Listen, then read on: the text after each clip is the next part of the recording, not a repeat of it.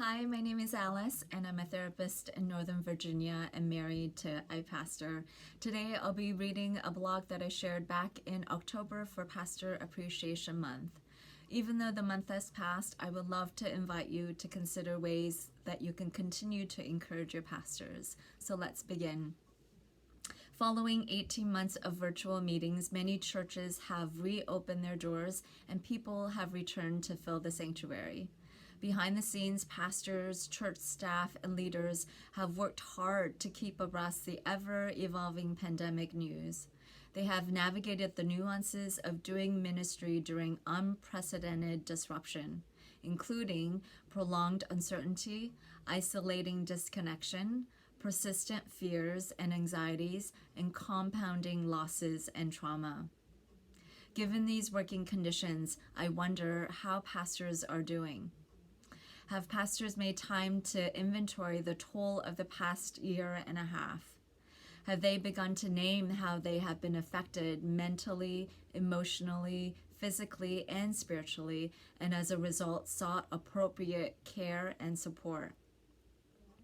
Or have they picked up where they abruptly left off, jumping back into meetings and itinerant speaking engagements, on top of the weekly rigor of sermon preparation, staff meetings, and pastoral care needs? Have they buried or indefinitely shelved their experiences because of pressing demands and time-sensitive needs?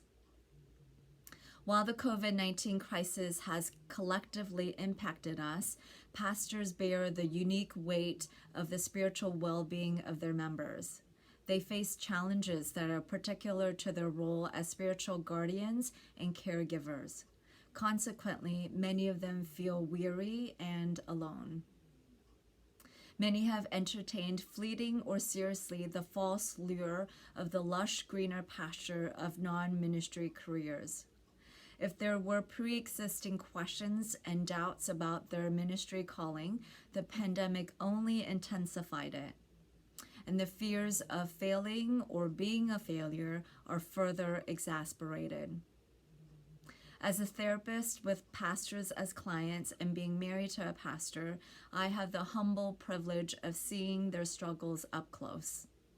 So I want to encourage church members to set aside some time to connect with pastors and express that you see them and are grateful for them. So consider blessing them in the following 4 intentional and life-giving ways. First, begin by seeing their humanity. Pastors have limited capacities. They need to rest and retreat, knowing that no is an option that they can exercise. They need forgiveness and the gospel both preached and reenacted in their lives. They need community, a safe place where they are known not as pastor, but by their name. They need to know that they can laugh, to be quiet, and a place to lay their head. Last year, in a birthday card to my husband, I included some dollar bills and blessed him to use the money in any way he wanted, with one exception. He was not to spend it on the family or to give it away. He was to put it towards something that would bring him joy through play. I gave him permission not because he needed it, but because often play feels foreign. It feels selfish, unproductive, expensive, or risky. There is a potential for judgment, for criticism, and misunderstanding. Unfortunately, not celebration. And yet the earthly pleasures are not merely mud pies. They point to heavenly, infinite joy to come. It's what C.S. Lewis talks about in his book, The Weight of Glory, when he says, imagine what is meant by the offer of a holiday at the sea.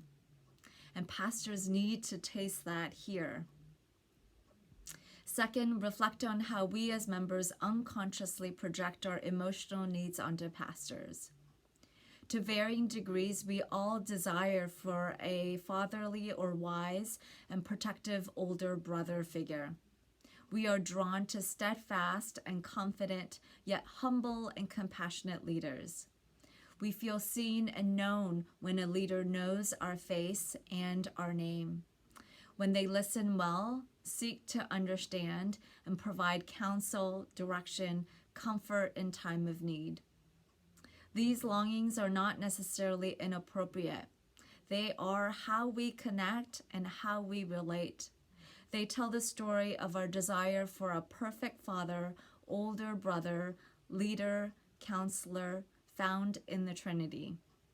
Nevertheless, it's helpful to be aware of how we approach our pastors and what expectations are present so that our desires are not unhealthy and unfairly distorted and morphed into demands. Third, ask questions that tell their story.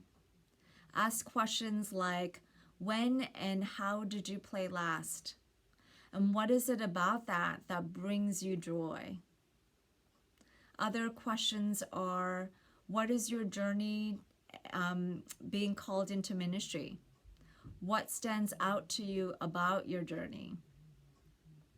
With whom do you feel most known? How do they see you? What are their expectations of you? And how do you feel about them? Who do you turn to for care? In what ways do they care for you that's meaningful to you?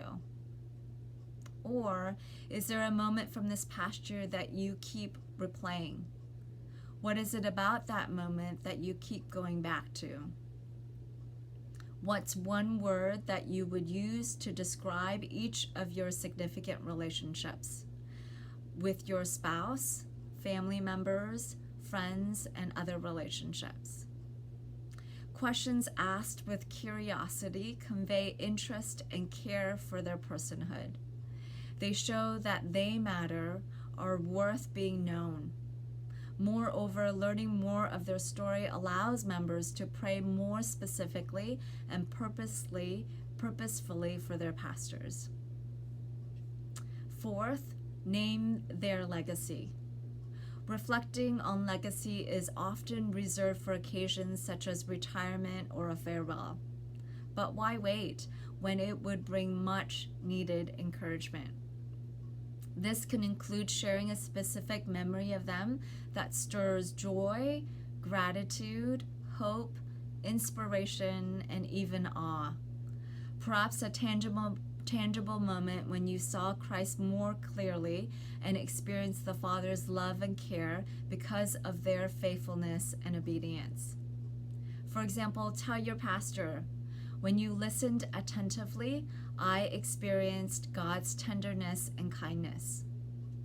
Other encouraging thoughts to share, they could be, your presence in meetings brings calm and order.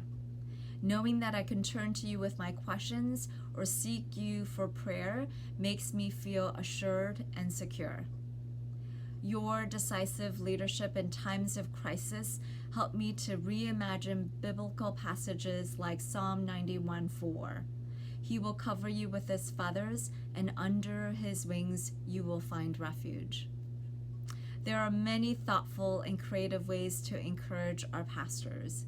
May we consider blessing them so that they could fight the good fight, finish the race, keep the faith with steadfastness, faithfulness, and joy. Thank you for listening.